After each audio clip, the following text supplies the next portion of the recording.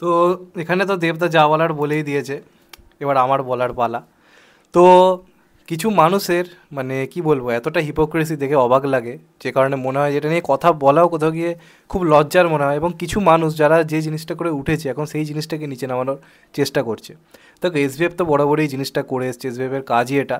নিজেরা বহুদিন ধরে রিমেক সিনেমা বানিয়ে সিনেমা হিট করে করে কমার্শিয়াল ইন্ডাস্ট্রিটাকে দারুণ কিছু করেছিল। তারপর যখন মানে মৌলিক গল্প বানাবার যুগ হলো, দেখলো মার্কেট ঘুরে যাচ্ছে, তখন নিজেরা সেফ জোন খেলে সিরিয়াল ধর্মী সিনেমা বানানো, গোয়েন্দা নির্ভর সিনেমা বানানো শুরু করলো এবং সেটাই করে যাচ্ছে। এই বছর তো কোনো সিনেমাও রিলিজ করেনি, ওই একই আঁতেল মার্কা সিনেমা করে হিট বানিয়ে নিজেদেরকে একটা বিরাট বড় প্রোডাকশন হাউস বাজে। আর যে সিনেমাই আসে, বড় কোনো সিনেমা আসে, নিজেদের একটা সিনেমা এনে সেটাকে ছোটো করবার চেষ্টা করে। এরাই নাকি বাংলার নাম্বার 1 প্রোডাকশন হাউস। তো এদের কাছ থেকে আমি এটা এক্সপেক্ট করি, এরা এরকম বলবে, এরা এরকম ধরনের লবিবাজি করার চেষ্টা করবে, সেটা আমি এক্সপেক্ট করি। তাই আমি ওদের নিয়ে আলাদা করে খুব একটা বেশি গুরুত্ব দিই না। এবার অবাক হলাম রাজ চক্রবর্তীর আমি একটা বক্তব্য দেখে। একটা সন্তানের একটা মানে সন্তান নিয়ে একটা সেটে আড্ডা চলছিল, এরকম একটা ভিডিও রাজ চক্রবর্তী ছেড়েছে, যেখানে কেউ একজন তাকে জিজ্ঞাসা করে প্রমোশন নিয়ে কথা বলে, যে প্রমোশন হচ্ছে না কেন সন্তানের। তখন রাজদা বলে, প্রমোশন কিসের প্রমোশন, যে ভালো সিনেমা বানিয়ে আবার কি কেন প্রমোশন করব? প্রমোশন তারাই করে যারা খারাপ সিনেমা বানায়। এবার আমরা দেখতে পাচ্ছি এই দুটো সিনেমার ক্লাস হবে, খাদান এবং সন্তানের মধ্যে।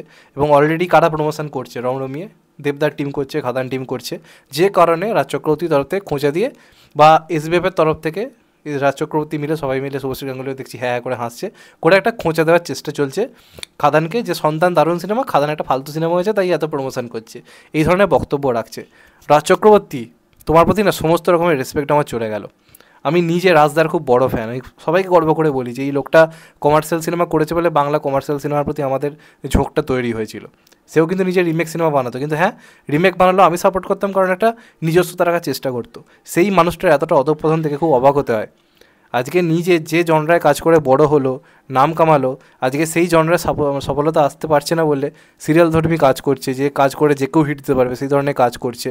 আর যারা বড় কাজ বানাচ্ছে তাদেরকে নিচে নামাবার চেষ্টা করছে।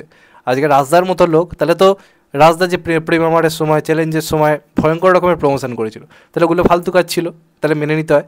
এতটা হিপোক্রেসি, মানে সিরিয়াসলি লজ্জা করলো না এই কথাটা দুবার বলতে। আর নিজেও কিন্তু প্রমোশন করছে, এদিকে প্রমোশন নাকি করছি না এইসব হেনাদানা বলে। এই একটা নতুন ওয়েব সিরিজ এসছে কালরাত্রি বলে, সেটা জাস্ট আপনারা খুলে দেখুন, প্রত্যেকটা এপিসোডের শুরুতে সন্তানের হালকা করে প্রোমো দেওয়া হচ্ছে। তো এটা কি প্রমোশন নয়? তোমরা কি ডুবে ডুবে জল খাচ্ছ? যা বোঝাবে বুঝে নেব। আর সত্যি কথা, বাকি যে কেউ বলুক আমি মেনে নেব, রাজ চক্রবর্তীর মতো লোকের তরফ থেকে এই ধরনের খিল্লি একটা বাংলা কমার্শিয়াল সিনেমাকে নিয়ে।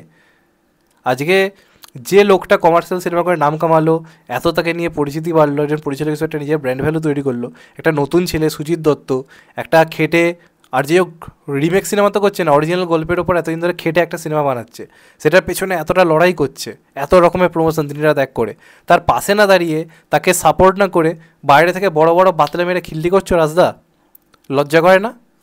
এতটা অধঃপতন বাকিদের কাছ থেকে আমরা এক্সপেক্ট করি নানা কারণের জন্য। তাই বলে রাজদার তরফ থেকে এই ধরনের বক্তব্য শুনবো, সত্যি কথা বলতে ভাবিনি। আমি মানছি ক্লাস আসছে, সবই ঠিক আছে, সে তো বলিউডেও ক্লাস হয়, কার্তিক আরিয়ানের সঙ্গে তো গোটা বলিউডের ক্লাস হলো। অজয় দেবগানের গোটা বাহিনীকে কার্তিক আরিয়ান হারিয়ে মানে পুরোপুরি হারিয়ে দিল। একবারও দেখেছো অজয় দেবগানকে উল্টোপাল্টা বলতে কার্তিক আরিয়ানকে নিয়ে?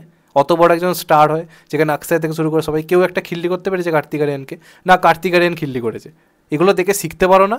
এইটুকু তো ইন্ডাস্ট্রি এমনি ধ্বংসের পথে, নিজেরা তো একটা কিছু বাঁচাতে পারো নি। শহর শহর করে তো পেছন মেরে দিয়েছে বাংলা ইন্ডাস্ট্রি।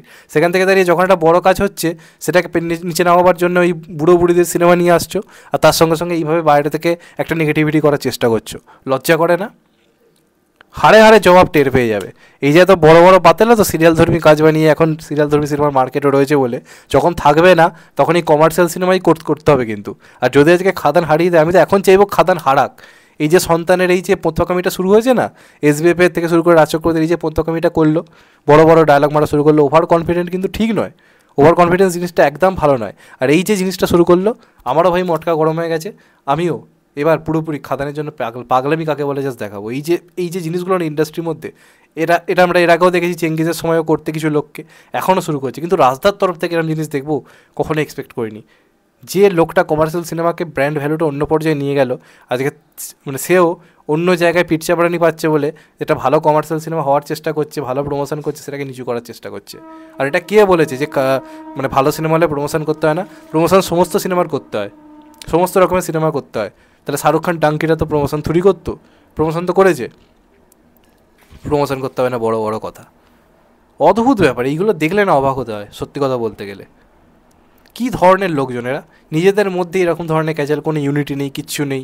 আরে তোমাদের সিনেমা আসছে ঠিক আছে, দুটো সিনেমাই আসছে, দুটোই মানুষ দেখবে, একটাকে ছোট করার বড় করার কী রয়েছে ভাই, আমি তো বুঝতে পারি না। আর যে হোক দেবদা বুঝে তো অন্ততপক্ষে মাস সিনেমা করার চেষ্টা করেছে, রাজদার তো সেই সাহসও নেই, সেই সাহসও কুলোচ্ছে না। যে নায়িকা কমার্শিয়াল সিনেমা করে নাম কামালো, হাজার লোকে তাকে আজকে চেনে, সে তো এখন কমার্শিয়াল সিনেমা দেখলে না নাক সিট করে। তো এদের থেকে আপনারা কী আশা করবেন আর?